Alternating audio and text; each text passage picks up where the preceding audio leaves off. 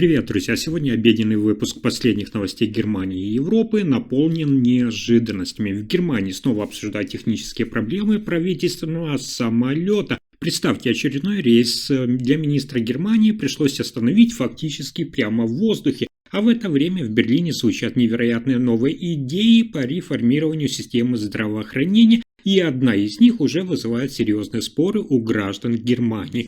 Но за пределами Германии обстановка также остается неопределенной. В расследовании по северным потокам Nord Stream принято важное решение итальянским судом, а Европейский центральный банк обновил оценку устойчивости крупнейших банков еврозоны. И неожиданно результаты оказались более разными, чем предполагали аналитики. К тому же снова поднялась тема энергетики. Строительство новых газовых электростанций в Германии вызывает активное обсуждение, и от того, какой вариант выберет правительство Фридриха Мерца, будут формироваться дальнейшие стратегии страны и ее экономическое развитие. И это еще не все. Появились новые заявления из Соединенных Штатов Америки от Дональда Трампа, где обсуждают возможные изменения в проведении чемпионата мира по футболу, а также новые требования Tesla к своим поставщикам. Про эти все последние новости часа я расскажу буквально за несколько минут.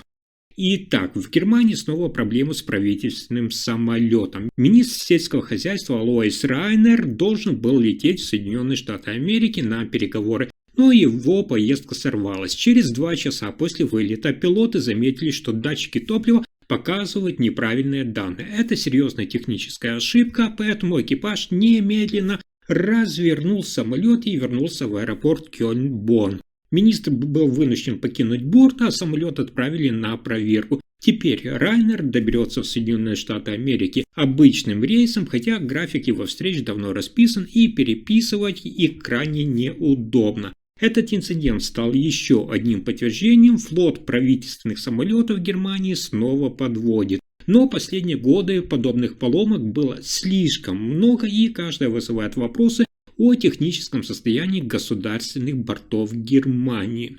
Следующая новость одна из самых важных для жителей Германии. Сегодня в Берлине обсуждают возможность вернуть плату за прием у врача. Новый министр здравоохранения Нина Варкин заявила, что комиссия, которую она создала, рассматривает вариант возвращения так называемой практической платы, которая существовала раньше. Комиссия работает без ограничений и может рекомендовать введение этого взноса, если он поможет стабилизировать систему медицинского страхования. В то же время Варкин подчеркивает, плата не должна быть просто дополнительной нагрузкой на пациентов, она должна действительно влиять на систему и уменьшать ненужные визиты к врачу. Критики предупреждают, новая плата может ударить по людям с низким доходом и тем, кому важно регулярно посещать врачей. Это может ограничить доступ к медицинской помощи. И следующая новость связана с обсуждением последних расследований. В деле о повреждениях газопровода в Северный поток Nord Stream снова важное решение. Суд в итальянской Болонье разрешил экстрадицию украинца Сергея К. в Германию. Его подозревают в причастности к взрывам на северных потоках. Сергей К. – это 49-летний украинец, он был арестован в Италии по европейскому ордеру. Немецкая прокуратура обвинила его в организации повреждения трубопровода и в незаконном вмешательстве. Адвокат Сергея К. Николас Канистрини заявил, что будет добиваться пересмотра этого решения. Он утверждает, что в ходе процесса были допущены процедурные ошибки и хочет вновь обратиться в Высший суд Италии в Риме. Речь идет о событиях, напомню, произошедших в сентябре 2022 года. Они повредили газопроводы Nord Stream, и после этого начались крупные международные. Кроме этого, напомню, есть и другой украинец, которого Германия хочет экстрадировать уже из Польши. Польский суд недавно отказал передать его в Германию.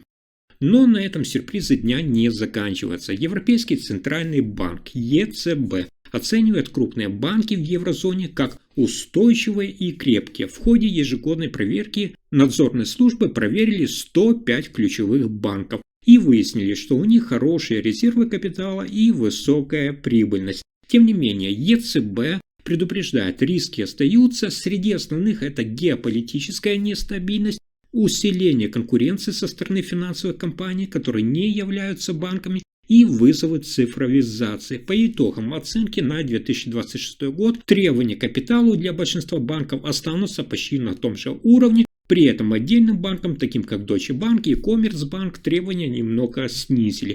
Европейский центральный банк ЕЦБ призывает банки использовать свою прибыль, чтобы укрепить устойчивость, накапливать резервы и больше внимания уделять именно рискам, особенно тем, которые связаны с киберугрозами.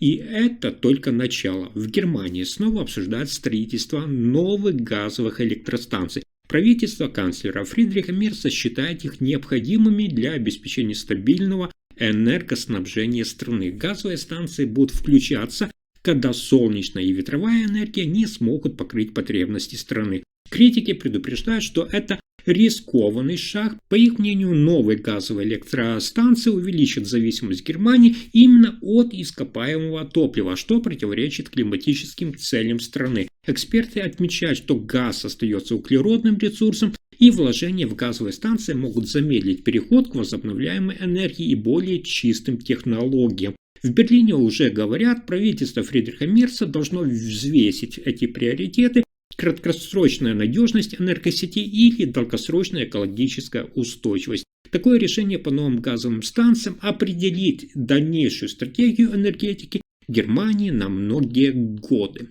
А дальше еще интереснее. Президент Соединенных Штатов Америки Дональд Трамп вновь заявляет о возможном пересмотре участия некоторых американских городов в проведении матчей чемпионата мира по футболу 2026. По его словам, в таких городах, как Лос-Анджелес и Сиэтл, отмечается повышенный уровень внимания нарушения общественного порядка. И это, по его мнению, может повлиять на организационные условия турнира. Трамп заявляет, что в случае выявления риска может обратиться к руководству ФИФА с возможностью предложить перенос матчей в другие города. Он также упомянул возможность дополнительной поддержки со стороны федеральных структур в городах, которые, по его мнению, нуждаются в усиленном порядке. Однако эксперты сомневаются, что Дональд Трамп действительно сможет добиться переноса игр. Действующие контракты с ФИФА уже подписаны, и само решение о выборе городов-хозяев принадлежит в том числе и Международной Федерации. Президент ФИФА Джанни Инфантино пока не подтвердил, что будет действовать под давлением Дональда Трампа. Тем временем 11 американских городов официально заявлены как принимающие стадионы для мирового кубка. Среди них, напомню, такие как Лос-Анджелес, Сиэтл, Бостон, Атланта, Майами и Нью-Йорк. И еще напоследок одна новость. Tesla требует от своих поставщиков отказаться от деталей, произведенных в Китае для автомобилей, выпускаемых в Соединенных Штатах Америки. Это связано с изменениями в торговой политике и колебаниями тарифов между Соединенными Штатами Америки и Китаем. Компания уже заменила часть китайских компонентов и планирует дополнительно перейти на альтернативные источники в течение 1-2 лет. В качестве замены рассматривается производство деталей в Мексике, что позволит ускорить поставки и снизить зависимость от Китая. Решение касается в первую очередь электронных модулей и систем для батарей, которые раньше поступали из Китая. Tesla подчеркивает, что цель сделать производство более стабильным и менее уязвимым к внешним факторам. Если информация оказалась полезной, ставьте лайк, подписывайтесь на канал и делитесь видео. Спасибо за просмотр.